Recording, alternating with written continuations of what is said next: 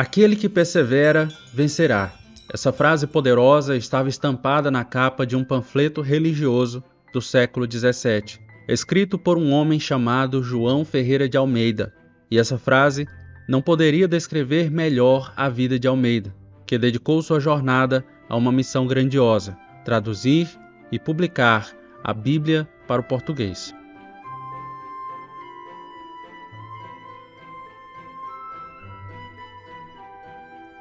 Imagine viver em uma época em que muitas pessoas não tinham acesso à Bíblia em sua própria língua.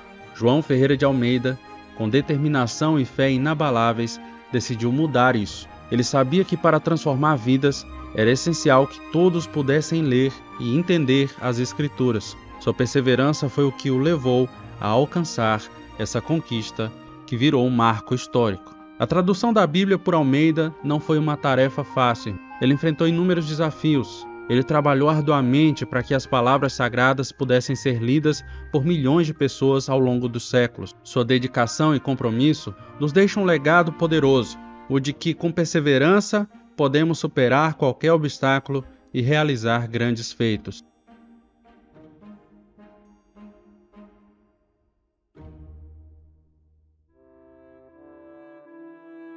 João Ferreira de Almeida nasceu em 1628, na pequena vila de Torre de Tavares, no norte de Portugal. Sua infância foi marcada por desafios, pois ele ficou órfão ainda criança. Foi então que se mudou para Lisboa, a capital do país, onde foi criado por seu tio, um membro de uma ordem religiosa. Desde cedo, Almeida teve acesso a uma educação excepcional que o ajudou a desenvolver um talento especial para aprender idiomas. Ele parecia destinado a seguir a vida religiosa, como muitos de sua época. No entanto, o destino de João Ferreira de Almeida tomaria um rumo surpreendente. Enquanto o norte e o centro da Europa viviam a era da Reforma, com Bíblias sendo traduzidas para as línguas locais e acessíveis a todos, Portugal seguia um caminho diferente. O país ainda estava sob a forte influência da Inquisição Católica. Naquela época, possuir uma Bíblia em português era algo perigoso. Apenas ser encontrado com uma poderia levar uma pessoa a enfrentar um tribunal inquisitorial.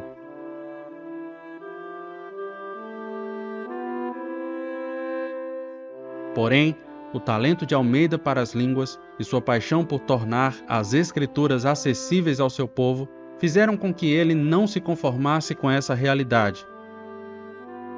Se tivesse permanecido em Portugal, talvez sua história fosse outra, mas guiado por sua fé e coragem, ele decidiu seguir um caminho ousado que mudaria a história do cristianismo em língua portuguesa para sempre. Talvez motivado pelo desejo de escapar da atmosfera repressiva de Portugal, João Ferreira de Almeida tomou uma decisão corajosa enquanto ainda era muito jovem. Na adolescência, ele se mudou para a Holanda, um país conhecido por sua abertura religiosa e onde as ideias da reforma floresciam.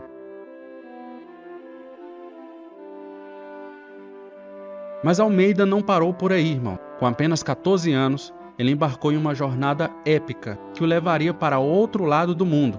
Seu destino, a Ásia.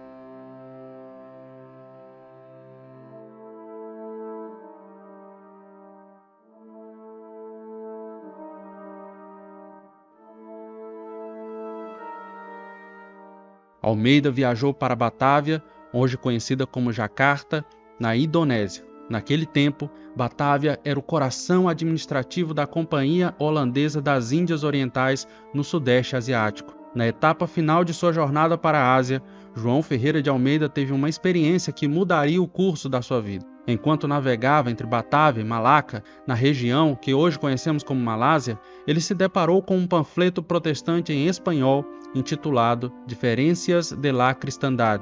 Esse encontro, aparentemente casual, revelou-se profundamente significativo na vida de João Ferreira de Almeida. O panfleto criticava falsas doutrinas religiosas, mas foi uma declaração específica que chamou a atenção do jovem Almeida. No panfleto havia um trecho de 1 Coríntios capítulo 14, versículo 9, que diz: "O uso de uma língua desconhecida na igreja, mesmo para a glória de Deus, não é de nenhum benefício para o ouvinte incompreensivo." Essa frase ressoou profundamente no coração do jovem. Foi a partir desse momento que Almeida começou a perceber a importância de tornar as escrituras acessíveis na língua que o povo pudesse entender. Ao chegar a Malaca, ele tomou uma decisão que mudaria sua vida. Convertendo-se à religião reformada holandesa, Almeida imediatamente começou a trabalhar na tradução dos evangelhos do espanhol para o português. Ele não guardou esse trabalho para si, pelo contrário, começou a distribuir as traduções entre aqueles que demonstravam um sincero desejo de conhecer a verdade.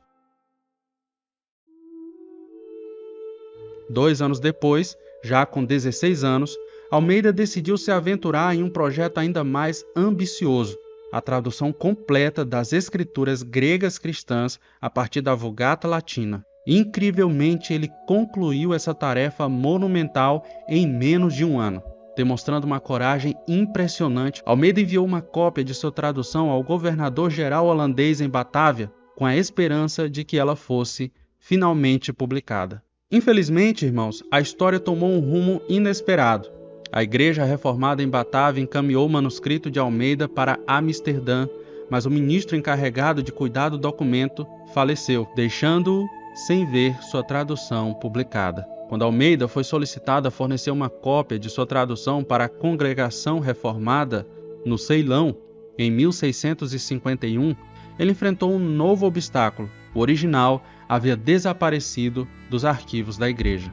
Contudo, isso não o desanimou. Com determinação, Almeida conseguiu localizar uma cópia, possivelmente um rascunho inicial, e no ano seguinte completou uma versão revisada dos Evangelhos e do livro de Atos. Apesar do esforço monumental, o consistório em Batávia recompensou seu trabalho com apenas 30 florins. Um de seus colegas observou que essa quantia era uma soma irrisória para a enorme tarefa que ele havia realizado. Mesmo assim, Almeida não se deixou abater pela falta de reconhecimento. Em 1654, ele enviou uma revisão completa do Novo Testamento. Mais uma vez, surgiu a possibilidade de publicação, mas nada de concreto aconteceu, exceto a preparação de algumas cópias manuscritas para uso em algumas igrejas. Na década seguinte, João Ferreira de Almeida dedicou-se ao trabalho pastoral e missionário para a Igreja Reformada. Em 1656, ele foi ordenado e começou seu serviço no Ceilão, onde escapou por pouco de ser pisoteado por um elefante. Mais tarde, Almeida foi para a Índia, tornando-se um dos primeiros missionários protestantes a visitar o país. Por ser um protestante convertido a serviço de uma potência estrangeira, Almeida era visto por muitos nas comunidades de língua portuguesa como um apóstata e traidor. Sua condenação aberta da corrupção moral entre o clero e sua crítica à doutrina da Igreja Católica levaram a frequentes conflitos com missionários católicos. Esses conflitos culminaram em 1661, quando um tribunal inquisitorial em Goa, na Índia, condenou Almeida à morte por heresia. Embora ele estivesse ausente, uma efígie sua foi queimada como parte da condenação. Alarmado pelo estilo combativo de Almeida, o governador-geral holandês o chamou de volta para Batávia logo em seguida. Apesar dos desafios e perigos, Almeida nunca perdeu de vista sua missão de criar uma Bíblia em português. Ele via a falta de conhecimento bíblico, tanto entre clérigos quanto entre leigos, como um incentivo para continuar seu trabalho. No prefácio de um tratado religioso datado de 1668, Almeida anunciou com determinação: "Espero, em breve, honrá-los com a Bíblia completa em sua própria língua, o maior presente e o tesouro mais precioso que alguém ainda lhe deu." Em 1676, João Ferreira de Almeida apresentou um rascunho final de seu Novo Testamento ao consistório da igreja em Batávia para a revisão. Desde o início, a relação entre Almeida e os revisores foi tensa. Segundo seu biógrafo, os colegas holandeses de Almeida podiam ter dificuldade em compreender algumas nuances de significado e estilo no português. Além disso, havia uma controvérsia em torno da escolha do idioma. Deveria a Bíblia ser escrita em um português mais coloquial, falado localmente, ou em um português mais refinado, que muitos poderiam achar difícil de entender?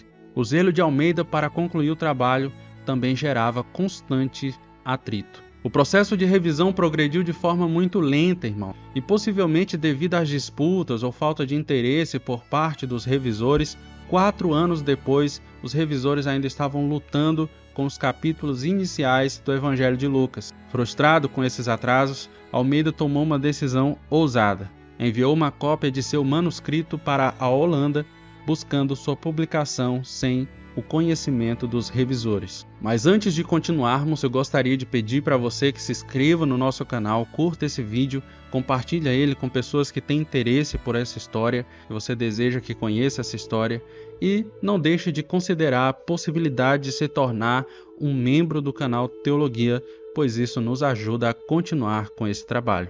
Apesar das tentativas do consistório de impedir a publicação, o Novo Testamento de Almeida foi impresso em Amsterdã em 1681 e as primeiras cópias chegaram a Batávia no ano seguinte já.